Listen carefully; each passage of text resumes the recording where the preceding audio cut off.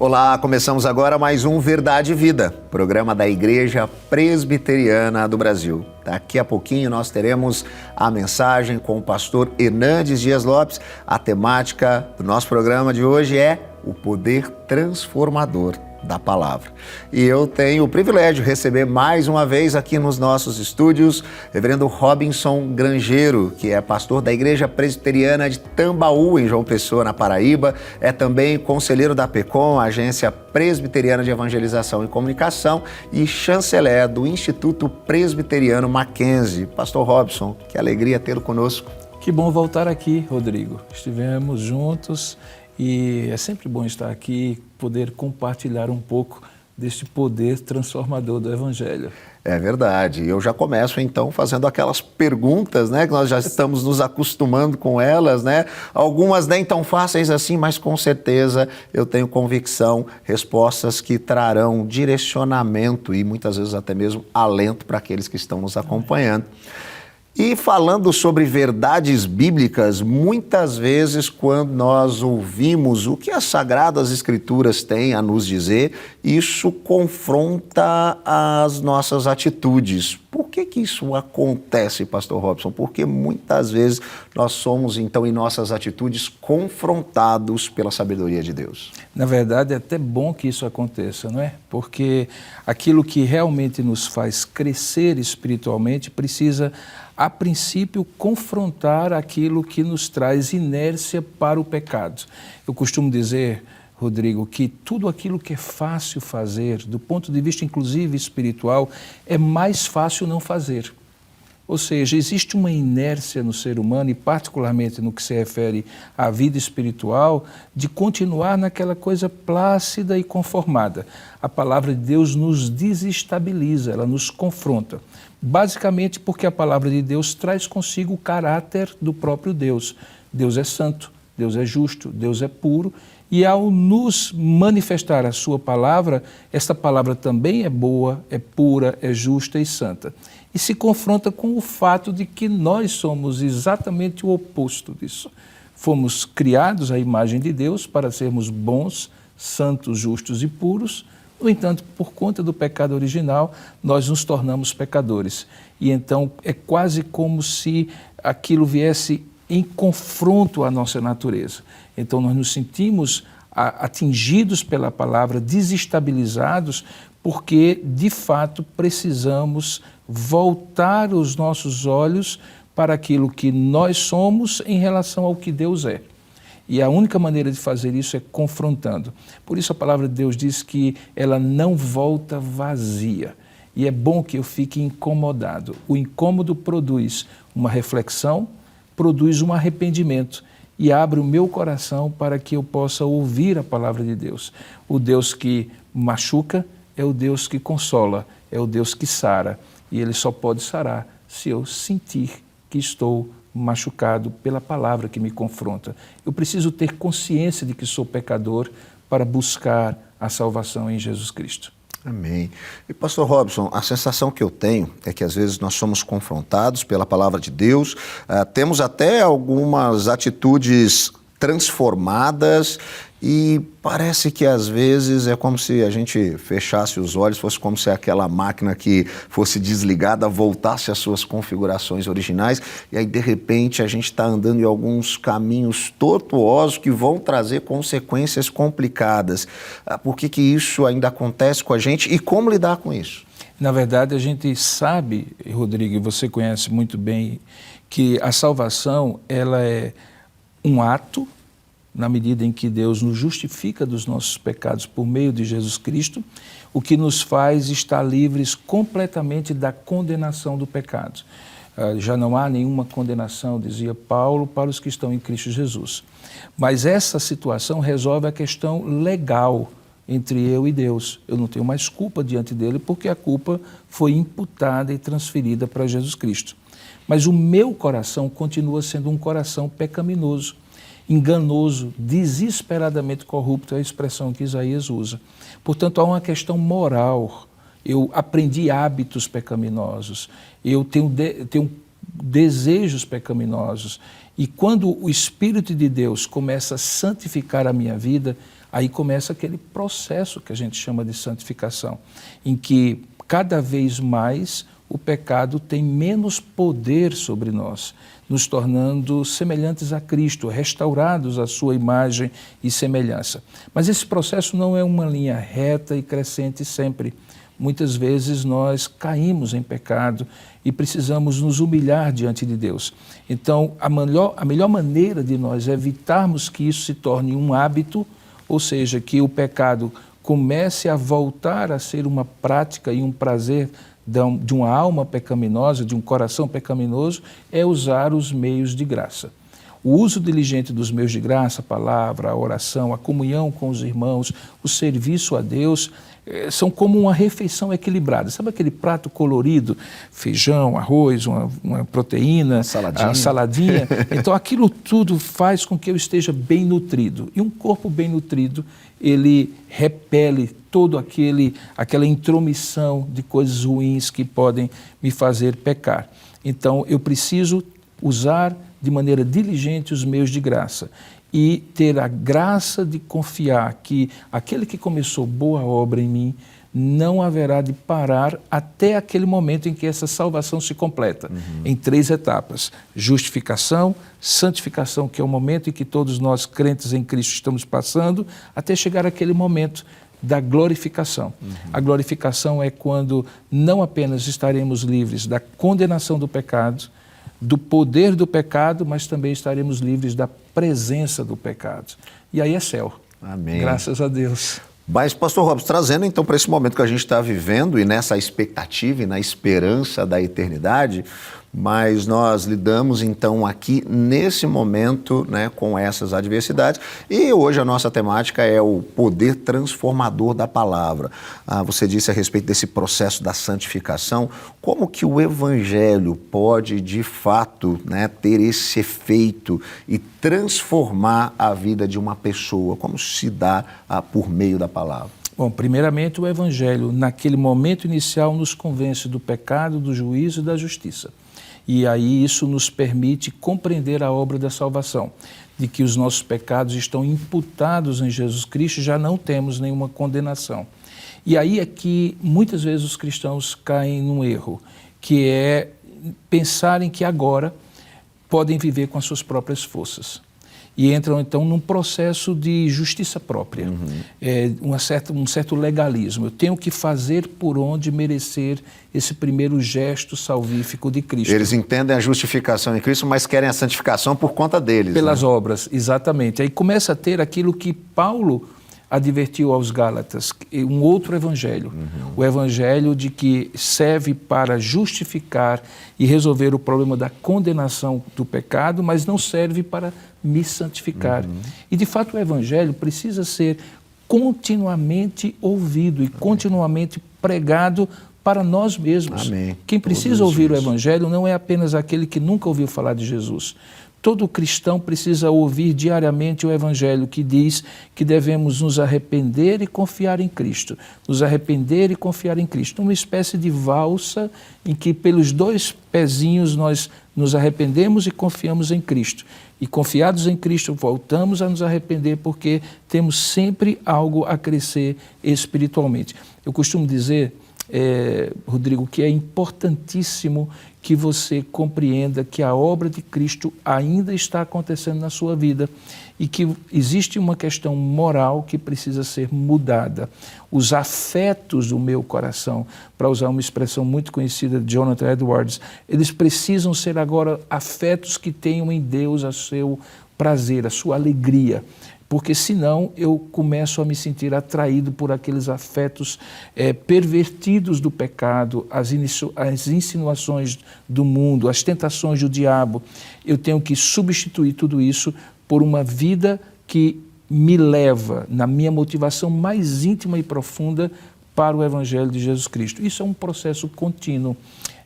Eu acredito que o Evangelho serve para salvar o homem da condenação do pecado e serve para mudar os afetos do ser humano já convertido em Cristo. Amém. E esse processo todo, então, ele acaba gerando alguns frutos nessa vida que está sendo transformada. Quais seriam alguns frutos que nós podemos perceber em uma vida de fato transformada pelas verdades do Evangelho, pastor Robson? Eu acredito que são aquelas manifestações do caráter de Cristo na vida dessa pessoa.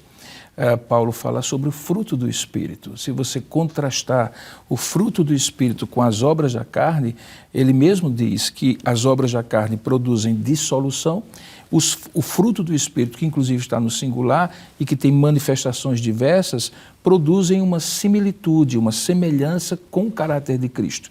Então, quando você olha alguém e vê que as palavras, os comportamentos, as atitudes, as decisões, os relacionamentos são profundamente afetados por Cristo, ela se parece cada vez mais com o próprio Jesus. Este é o fruto que eu acredito mais importante. Mas, além disso, essa pessoa tem um senso de vocação, de que não está no mundo por acaso, de que tem uma missão, de que precisa consagrar o melhor do seu tempo, o melhor do seu talento, o melhor do seu tesouro a Deus, fazendo com que a vida seja mais do que trabalhar, pagar contas, ganhar dinheiro, criar filhos, ou seja, algo que seja, algo que aplique o senso de que eu sou de Deus e que estou no mundo com um propósito.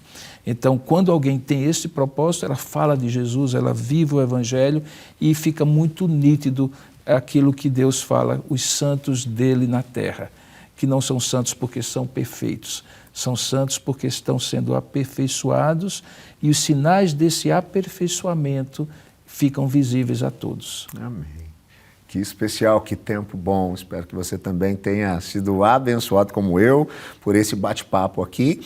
E não acabou não, tem mais programa Verdade e Vida pela frente. Daqui a pouquinho, logo depois da nossa paradinha aqui, tem Reverendo Hernandes Dias Lopes trazendo a mensagem de hoje, o poder transformador da palavra. Que Deus possa de fato falar à sua mente e ao seu coração.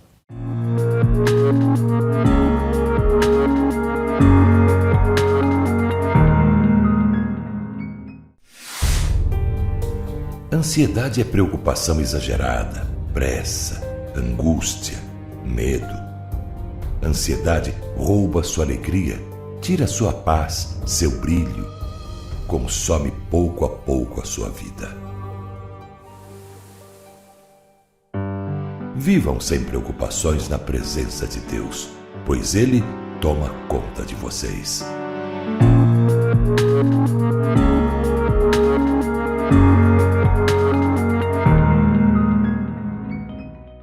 Que privilégio poder partilhar com você a preciosíssima palavra de Deus. E hoje eu quero tratar exatamente deste tema, o poder transformador da palavra de Deus. E vamos basear esta mensagem em Lucas capítulo 3, versos de 1 a 6. Vamos ouvir a leitura deste texto. No 15º ano do reinado de Tibério César, sendo Pôncio Pilatos governador da Judéia, Herodes, tetrarca da Galileia, seu irmão Filipe, tetrarca da região de Itureia, e Traconides e Lisânias, tetrarca de Abilene, sendo sumo sacerdote Anás e Caifás, veio a palavra de Deus a João, filho de Zacarias, no deserto. Ele percorreu toda a circunvizinhança do Jordão, pregando o batismo de arrependimento para a remissão dos pecados, conforme está escrito no livro das palavras do profeta Isaías. Todo o vale será aterrado, e nivelado todos os montes e outeiros. Os caminhos tortuosos serão retificados, e os escabrosos aplanados, e toda a carne verá a salvação de Deus. João Batista é considerado a dobradiça da Bíblia. Ele fecha o Velho Testamento e abre as cortinas do Novo Testamento. O Velho Testamento fecha suas páginas 400 anos antes de Cristo. E João Batista, o precursor do Messias, abre as janelas da revelação divina nas páginas do Novo Testamento. O propósito de Lucas, ao nos introduzir o precursor do Messias, é traçar um cenário do mundo político e religioso, onde ele surgiu. E Lucas relata para nós, em primeiro lugar, o cenário geral do Império Romano, porque era o 15º ano de Tibério César. Tibério César começou a reinar no ano 14 depois de Cristo, até o ano 37 depois de Cristo. Portanto, nós estamos falando que João Batista surge no ano 29 da era cristã. E Tibério César era filho adotivo de César Augusto, e este era o imperador romano da época quando Jesus morreu, e Jesus disse acerca dele: dai a César o que é de César e a Deus o que é de Deus. Na província governava a Judéia Pôncio Pilatos, e nas outras tetrarquias, filhos de Herodes o Grande. Ou seja, o cenário político era marcado por homens que tinham o braço de ferro, a mão pesada para subjugar, para escravizar províncias e povos. E aqui em Israel, o cenário era de homens perversos, tanto quanto o pai, Herodes o Grande, o fora no seu tempo. O cenário religioso não era melhor, era cinzento também, porque somos informados no versículo de número 2, sendo sumos sacerdotes Anás e Caifás. Olha, só tinha um sumo sacerdote. A presença de dois, concomitantemente, já era um desvio da fidelidade daquele tempo no que tange à religião. Esse já era um cargo comprado a peso de ouro, um desvio da verdadeira fé do povo judeu. Pois é nesse cenário, corrompido, de violência, de apostasia, de crise medonha, que está escrito: veio a palavra de Deus a João, filho de Zacarias, no deserto. Quando você pensa que a situação é irremediável, quando a crise mostra sua carranca medonha, quando o cenário é um cenário de desespero, Deus pode entrar na história, interferir nos acontecimentos da história, virar a mesa da história e criar um fato novo. Esperamos avivamento para os nossos dias, apesar da crise que está aí, mostrando a sua carranca. Quem foi este homem? Ele era um homem estranho, vestindo roupa estranha, se alimentando de comida estranha, pregando num lugar estranho, deserto da Judéia, montes rochosos, cascalhos de pedra, areias esbraseantes, um lugar inóspito, quente de dia, gelado de noite. E diz a Bíblia que ele sai pregando e percorrendo toda a circunvizinhança do Jordão, pregando o quê? Batismo de arrependimento para a remissão de pecados. Nesse período de Malaquias a João Batista, são 400 anos de silêncio profético. Tem templo, tem festa, tem cerimônias, tem sacrifícios, mas não tem palavra de Deus.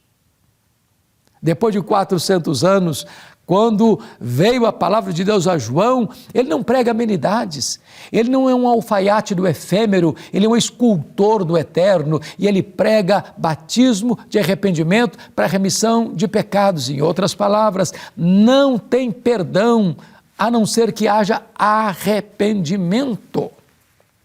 Ele não prega uma mensagem palatável, ele não usa o método do politicamente correto, ele não tem qualquer intenção de agradar o seu auditório, ele confronta o seu auditório, porque as multidões fluem para ouvi-lo no deserto.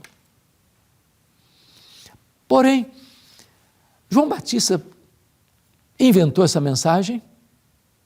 Ele é a fonte da mensagem? Não. Ele prega isso conforme está escrito no livro do profeta Isaías: voz do que clama no deserto, preparai o caminho do Senhor. Em outras palavras, João Batista não é a fonte da mensagem, ele é o servo da mensagem. Ele não cria a mensagem, ele transmite a mensagem. A mensagem não é dele, a mensagem é de Deus. Da mesma forma hoje, os pregadores não criam a mensagem. Ele não pode tirar essa mensagem da sua própria cabeça, ele tem que abrir a Escritura e expor a Escritura. Deus não tem nenhum compromisso com a palavra do pregador, Deus tem compromisso com a sua palavra. A promessa de que não volta vazia não é a palavra do pregador, é a palavra de Deus. Mas, na pregação de João Batista, há uma mudança profunda que ela produz quando ele diz assim: endireitai o caminho do Senhor para que ele se manifeste. João Batista é uma espécie de engenheiro de trânsito do reino. Quando os imperadores iam visitar as províncias mais longínquas do império, mandavam seus engenheiros preparar a estrada, preparar o caminho para que ele pudesse passar com a sua comitiva. Então, o texto usa esta figura de linguagem para dizer que nós precisamos preparar o nosso coração, a nossa vida, para que o Senhor se manifeste. Não podemos ser um obstáculo, mas um caminho aberto, franqueado, aberto para o Senhor se manifestar. E aí, o texto diz assim: todo vale será aterrado, todo monte será nivelado, todo caminho torto será endireitado, e todo caminho escabroso será aplanado, e assim toda a carne verá a salvação de Deus. O que significa? O que é um vale? É uma depressão, é um buraco, separando dois montes.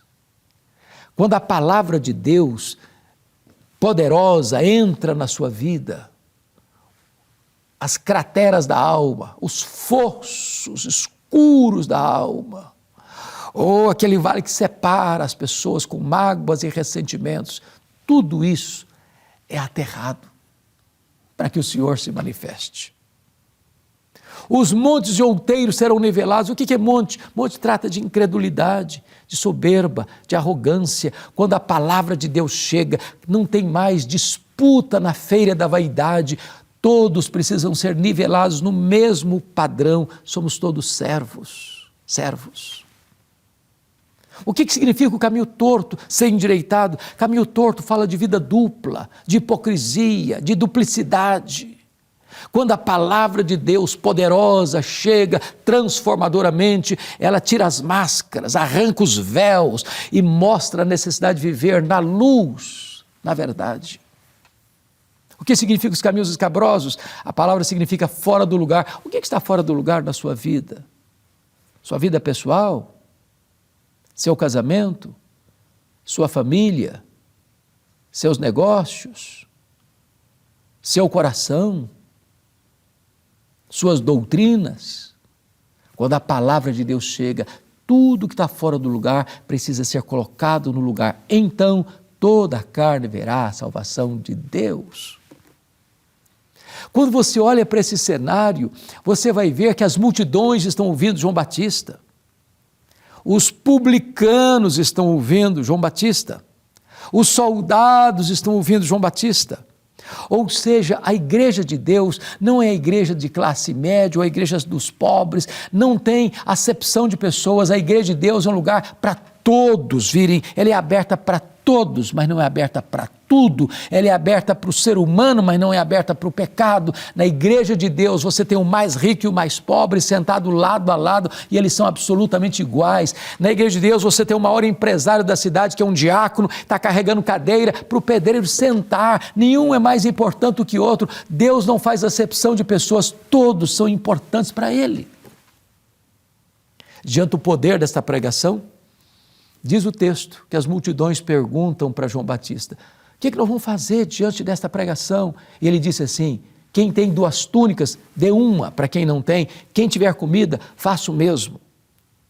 A generosidade não é o caminho aberto para o céu. Ninguém é salvo porque é generoso.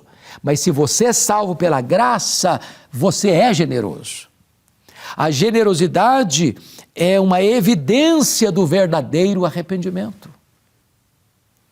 Então vieram os publicanos e perguntaram: e nós, o que vamos fazer? João Batista respondeu assim: não cobreis mais do que o estipulado. Naquela época, os publicanos faziam parte da chamada Receita Federal do Império Romano. Não tinha toda a estrutura que nós temos hoje, então o Império Romano dava uma concessão para alguém levantar os impostos daquela região, repassando aos cofres de Roma um valor definido, mas ele tinha o direito de cobrar o que ele quisesse. E então esses publicanos exploravam o povo, cobravam taxas exorbitantes, e o povo trabalhava como que um escravo para pagar esses tributos. E ele está dizendo o seguinte: vocês não devem cobrar mais do que o estipulado. O que é que ele está dizendo? Qual a evidência que você é uma pessoa convertida, que você se arrependeu? É se você é honesto nos seus negócios, se você não passa a perna nos outros, se você não se aproveita da situação adversa do seu semelhante para explorá-lo ainda mais. Mas lá estavam os soldados, e os soldados perguntaram: e nós? O que vamos fazer?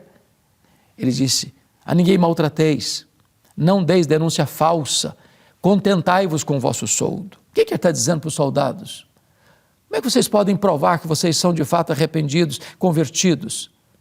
É se você não usa a posição que você tem da sua farda para maltratar alguém.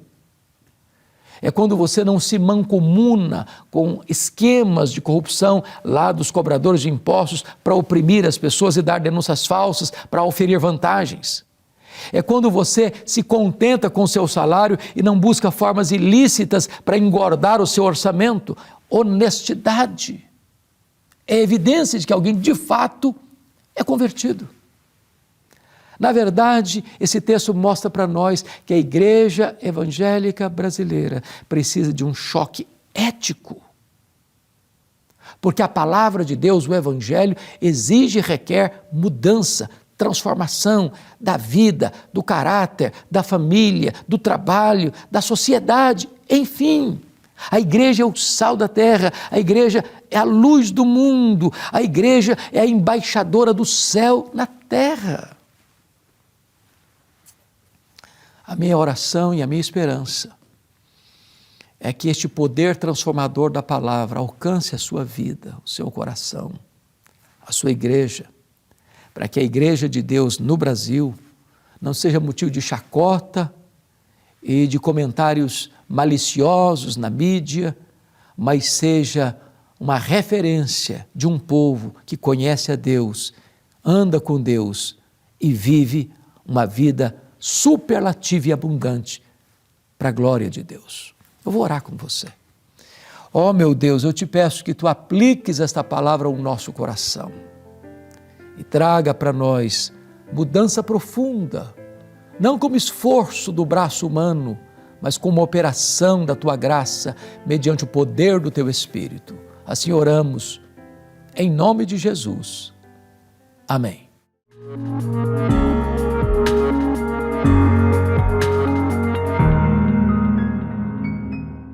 Olá, chegamos ao final de mais um Verdade e Vida, programa da Igreja Presbiteriana do Brasil. E eu queria agradecer a todos aqueles que têm sido os nossos parceiros em missão e têm contribuído para que esse programa possa estar ao ar todas as semanas, abençoando pessoas e famílias com as verdades do Evangelho.